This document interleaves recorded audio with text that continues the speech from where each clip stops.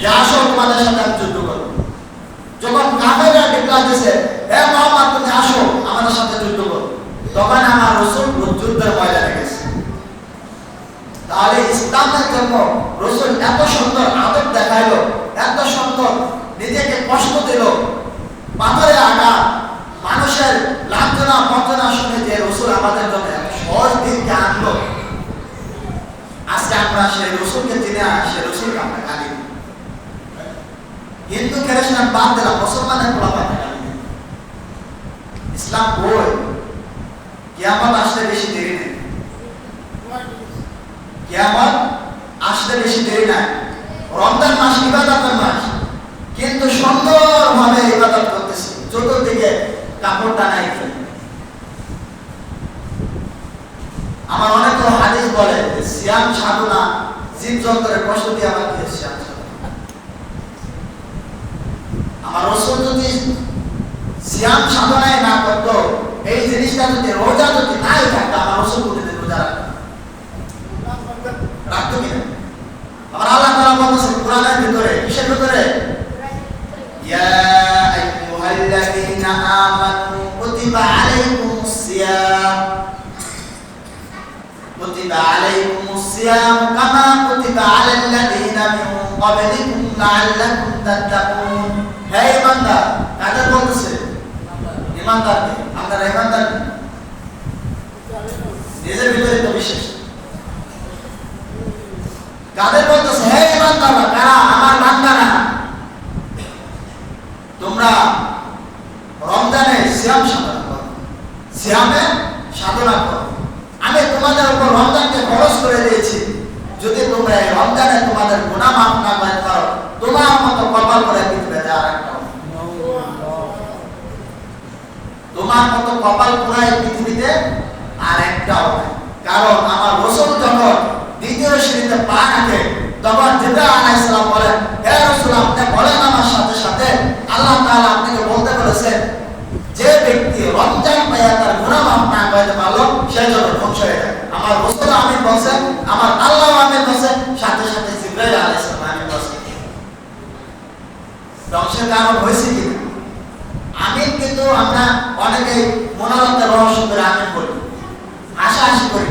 আল্লাহ তাআলা বলে তুমি মোনাজাতে যদি হাসো, হাসটাও আমি কবুল করে নেই, কিন্তু যদি হাসটা আমার বেকায়দা হয় তাহলে কিন্তু আমার কপালে দুর্গতি আছে। রমজান মাস ইবাদতের মাস, না আমরা ইবাদত করব, নিয়ত করছি করবো না, করবই, এতে যে যাই করব। আল্লাহ বলে তুমি রমজানে নিয়ত করো, কবুল করার মালিক আমি আল্লাহ। তোমার ভিতরে নিয়ত নাই। আমি যদি নিয়ত করে আমি আজকে মসজিদে আসব না, কার বাইরে ক্ষমতা নেই আমি মসজিদে আসব, কার ক্ষমতা আছে না? কিন্তু একজন আছে, সে কে? আল্লাহ। কিন্তু আল্লাহ বলে বান্দা তোমার ইচ্ছার বিরুদ্ধে আমি যাব না। তুমি নিয়ত করছো ঠিক আছে, তুমি জাহান্নামে যাবে, যাও, কিন্তু আমি আল্লাহ তোমাকে সুযোগ দিলাম, আমি আল্লাহ তোমাকে সুযোগ দিলাম জান্নাতে যাওয়ার জন্য, কিন্তু তুমি যদি সেই সুযোগটা কাজে না লাগাও তাহলে আমার কিছু করার না।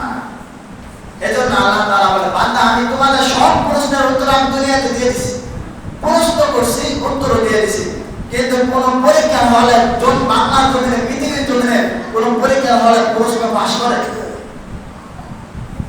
করে না। কারণ কি?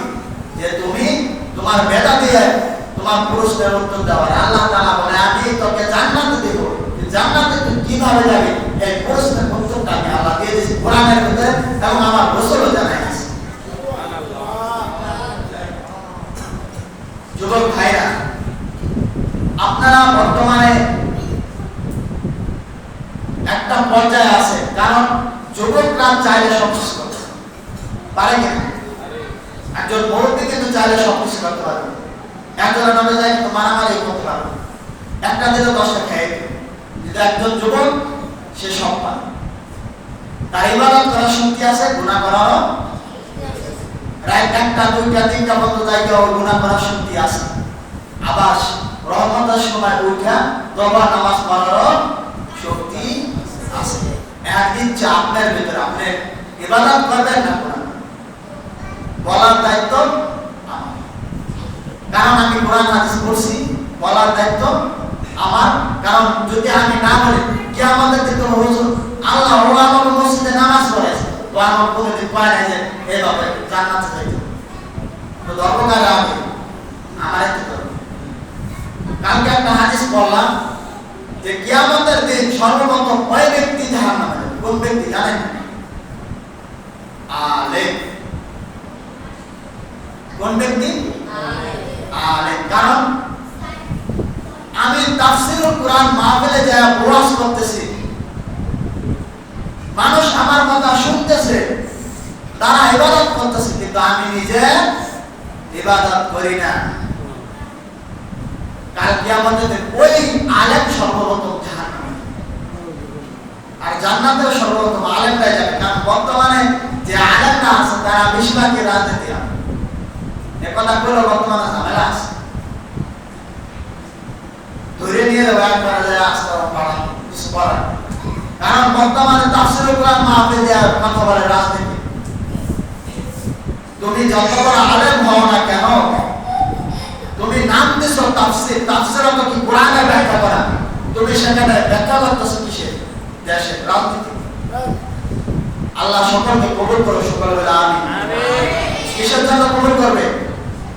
কোরআনের জন্য, হাদিসের জন্য, রাসূলের প্রেমিকদের জন্য। আল্লাহ তাআলা আমাদের সকলকে কবুল করো, সকল বলে আমিন। রমজান মাস রোজার একটা চিন্তা রোজান, আবার অনেকে কয় রমজান মাসে হুজুরের চিন্তা চিন্তা পাবেন। এজন্য আল্লাহ তাআলা আমাদেরকে রমজানে রোজা রাখার মতো তৌফিক দান করে, সকল বলে আমিন। আজকে রোজা ৬টি চলে, আসার কয়টি? ২৪টি বা ২৩টি, ৩০টাও হতে পারে, ২৯টাও হতে পারে। এখনো সুযোগ আছে সঠিক পথে আসা, ইসলামের সঠিক পথে আসা। কারণ আমরা যখন তরিকা নেই, আল্লাহ তাআলা বলে আমাকে পাইতে হলে আমার রাসূলকে ভালোবাসো। আমার রাসূল বলতেছে আমাকে যদি পাইতে আমার আহলে বাইতকে ভালোবাসো। আগে আল্লাহর পাওয়া যাবে কোনোভাবে সম্ভব, ওসিলা ছাড়া চাকরি হয়, ওসিলা ছাড়া দুনিয়াবি কোনো কাজ করা যায়। আর আল্লাহ বলে ওসিলা ছাড়া আমি জান্নাত। তাহলে ওসিলার দরকার আছে? অবশ্যই আমাদের ওসিলার দরকার আছে, এবং ওসিলার দরকার হলো সর্বপ্রথম আমাদেরকে বর্তমানে ওলি আউলিয়াদের ভালোবাসা না থাকলে গজব অবশ্যই আসবে। আল্লাহ বলে আমি গজব কিভাবে দেবো তোমাদেরকে বলে দেব না। দিছি না ২০২০ সালে? দিছিল না? মানুষ নিজের বাপ মারা গেছে দেখতে যায় না। কিসের ভয়? করোনার ভয়। যদি আমার ভয়, আমি যদি মারা যাই। আল্লাহ তাআলা বলে এই সিয়াম সাধনায় তোমরা তোমাদের ইবাদতকে মজবুত করে দাও, তোমাদের আমলকে মজবুত করে দাও।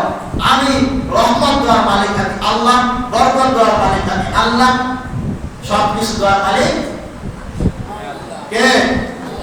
জোরে বলা যায় না আল্লাহর নামটা? আল্লাহ তাআলা আমাদের সকলকে কবুল করুন, সকল বলে আমিন। আমাদেরকে বাকি রোজাগুলো রাখার মতো তৌফিক দান করো। তারাবি আস্তে আস্তে মানুষ কমা ধরছে, ফজরও কমা ধরছে। আল্লাহ তাআলা আমাদের সকলকে কবুল করুন, সকল বলে আমিন। পাঁচ ওয়াক্ত নামাজ পড়ার মতো তৌফিক দান করুন, সকল বলে আমিন। যে কথাগুলো বললাম, আমি গুনাহগার, আমি ভাবতাম, আল্লাহ আমাকে সর্বপ্রথম আমল করার মতো তৌফিক দান করো, এবং আপনাদের সকলকে আমল করার মতো তৌফিক দান করুন, সকল বলে আমিন।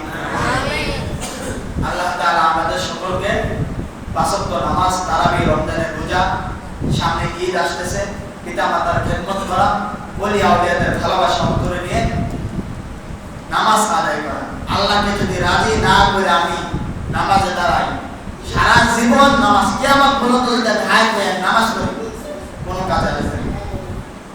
এজন্য ওলি আউলিয়াদের ভালোবাসা, রাসূলদের ভালোবাসা, আল্লাহর ভালোবাসা পাইবে যদি রাসূলকে কেউ স্বপ্নে দেখে, সব আল্লাহকে স্বপ্নে দেখে। এজন্য আমাদের আল্লাহকে পাইতে হলে রাসূলকে ভালোবাসতে হবে, আর রাসূলকে পাইতে হলে ওলি আউলিয়াদেরকে ভালোবাসতে হবে, হবেই হবে। আপনি যে যাই বলেন না কেন, যত মাসালায় জানেন না কেন, যত হাদিস কোরআন জানেন না কেন, কোন কাজে আসবে না যদি আপনি রাসূলের বিরুদ্ধে যান। আল্লাহ তাআলা আমাদের সকলকে কবুল করুন, সকল বলে আমিন। আলহামদুলিল্লাহি রাব্বিল আলামিন। যারা জুমা যারা কাজ সুন্নাত আদায় করেন তারা